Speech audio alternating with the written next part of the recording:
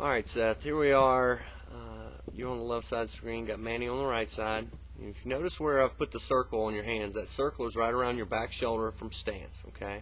Now notice how his hands are kind of really above that. As long as our hands are in that circle or part of that circle, I'm fine. I just don't want to see our hands down low or behind it, okay? Definitely don't want to see my hands in this area or here, and we're going to see what happens, okay? Now, as we start to progress forward, let's jump to frame 3, okay? Load. 4. Now where did our hands go? Way outside that circle.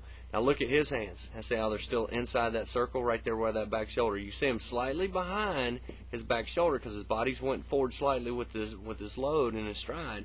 But now you can see how everything for your hands went way back here. Okay. You also see how kind of the weight, how if your knee is almost directly over this toe, and you can see how here he's got his knees inside his toes, more in an athletic position. Okay. As we start to jump to frame 5, all right, frame 5 for both of you guys.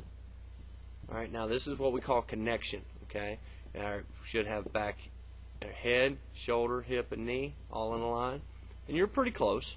Okay, you're pretty close. Now we're not quite getting off that backside as much as I'd like. I'd like to see maybe a little more heel over toe here, because you're just rolling over on the inside. But our hands are in a good position. Chest down at contact. Chest down at contact. Now let's move to contact, and we should still see. And you can see how now you start to break down a little bit on your side. Let's take a look at when I start to draw some angles here on your side. Clear that.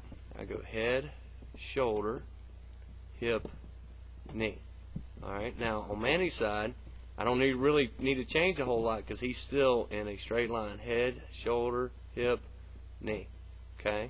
See the difference? And that difference is us getting off our backside. And if we get off our backside, what's going to happen? It's going to drive that hip forward. And now when that drive that hip forward, see how that evens everything right back up?